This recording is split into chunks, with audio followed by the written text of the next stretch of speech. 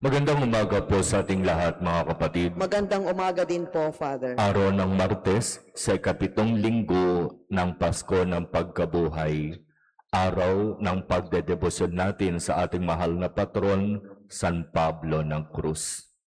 Sa ating pagninilay, magandang balikan ang narinig natin mula sa unang pagbasa hango sa mga gawa ng mga apostol. Ito ay pagninilay at pagbabahagi ng isang tunay na karanasan ng isang lingkod. Lingkod ng Diyos na nagsikap maging tapat, maging totoo sa kanyang pagsunod sa Diyos.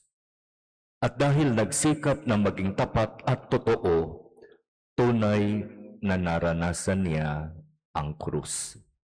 Sapagkat malinaw para kay San Pablo, ang tunay na lingkod na tapat at buong katotohanang nagsisikap makasunod sa Diyos ay dapat makibahagi sa pagpapasan ng krus ni Jesus. Dito sa karanasan ay binabahagi ni San Pablo, sinasabi niya sa kanyang komunidad na pinaglingkuran, aalis na ako. Ako ay lilipat na, tutungo na sa ibang komunidad upang ipagpatuloy doon ang misyon. Hindi ako nagkulang sa pagpapahayag ng mabuting balita sa inyo. Halos lahat ng dapat kong ibahagi at ituro ay ibinahagi ko at sinabi sa inyo. Kung kayo man ay mapalayo sa Diyos o mapahamak, wala na akong pananagutan diyan. Iyan ay dahil na lamang sa inyong sariling pasya at desisyon. Sa ganang akin, sabi ni San Pablo, sinikap kong gampanan ng buong katotohanan ang tungkol kay Jesus at sa kanyang mabuting balita. At dahil dyan, ako'y napapahamak, ako'y nabibilanggo. Ako ay inuusig, ako ay para bang pinagwiwikaan ng mga salitang walang katotohanan. Pero ito ang magandang sinabi ni San Pablo. Walang halaga sa akin ang aking buhay. Maganap ko lamang ang aking tungkulin at matapos ang gawaing ibinigay sa akin ng Panginoong Hesus. Napakagandang salita mula sa isang tunay na lingkod. Walang halaga sa akin ang aking buhay. Maaari ninyong gawin sa akin ang kung ano ang nais ninyong gawin sa akin. Usigin, parusahan, at kung ano-ano pa. O maging ang ako'y patayin. Walang halaga sa akin ang lahat ng iyan. Maganap ko lamang ang aking tungkulin at matapos ang gawaing ibinigay sa akin ng Panginoong Hesus. At ano yung gawain na yon? Ipahayag ang mabuting balita tungkol sa kagandahang loob ng Diyos. Sa totoo, nasabi mo na ba ito sa iyong sarili? Sa iyong mga pagninilay at pananalangin, lumabas na ba sa iyong bibig ang mga salita na nagsasabi, walang halaga sa akin ang aking buhay. Ang mahalaga, magampanan ko ang tungkulin at gawain na pinagkatiwala ng Diyos sa akin. Ganun ka ba? Katulad ka ba ni San Pablo? Maaari ninyong gawin sa akin ang kung anuman ang naisin ninyong gawin sa akin. hindi iyan importante sa akin.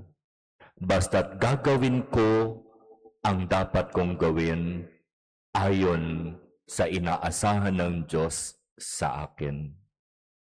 Napakagandang turo at aral mula kay San Pablo. At napakagandang gawin nating prinsipyo at batayan sa ating pagsisikap na maglingkod. Kasi minsan, meron lamang kaunting problema o pagsubok na dumating, ang agad gagawin, resign. Meron lamang hindi nagustuhan na nangyari o narinig o sinabi, aalis na ako. Kayo na lang. Ganon ka ba? Ganon ba ako maglingkod sa Diyos? Napakaliit lang na bagay, pinalalaki. Simpleng-simpleng bagay kung tutuusin, umaalis na. Kung pagninilayan natin ang lahat ng iyan, napakaliliit na mga krus ang lahat ng iyan kung ihahambing sa krus na pinasan ni Jesus. Napakasimpleng mga bagay ang mga iyan kung ihahambing sa naging karanasan ni San Pablo. Sa totoo, nakulong ka na ba dahil naging totoo ka sa paglilingkod? Nabilanggo ka na ba dahil nagsabi ka ng totoo at nanindigan ka sa katotohanan na yon? Naalala ko, nung ako ay na-assign sa isang parokya at maging direktor ng isang Catholic school, may pagkakataon na merong isang guro na iba ang ginagawa, iba ang sinasabi. Bumubuo ng kanyang sariling bersyon ng kwento na walang-wala sa katotohanan. At siyempre, sa diwa ng Ebanghelyo, hindi ko iyon hahayaan. Dumating sa punto na idinemanda niya ako. Nakakalungkot isipin at para bang nakakapanghina ng loob, first time kong mademanda. Kaya kinakailangan humanap ng mga volunteer lawyer para tumulong sa akin. At salamat sa Diyos, nagpadala siya ng mga volunteer lawyer. At may mga pagkakataon kailangan namin pumunta sa Laguna, kung saan nandoroon yung opisina, yung korte, tungkol sa mga ganong reklamo. At sa biyaya, sa tulong at awa ng Diyos, nagwagi ang katotohanan.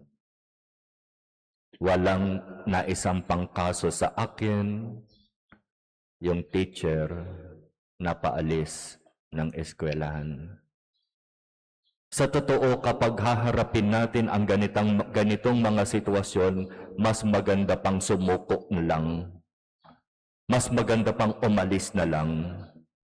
Pero hindi iyan ang halimbawang itinuturo ni San Pablo. Binubulungan ako ng Espiritu Santo, sabi niya, na kahit saan ako mapunta, may nakaabang sa akin na hindi magandang karanasan, lalo na karanasan ng pagkabilanggo. Sinabi yon ni San Pablo at hindi siya natatakot. Malinaw ang kanyang sinabi, walang halaga sa akin ang aking buhay. Maganap ko lamang ang aking tungkulin at matapos ang gawaing ibinigay sa akin ng Panginoong Hesus. ang ipahayag ang magandang balita.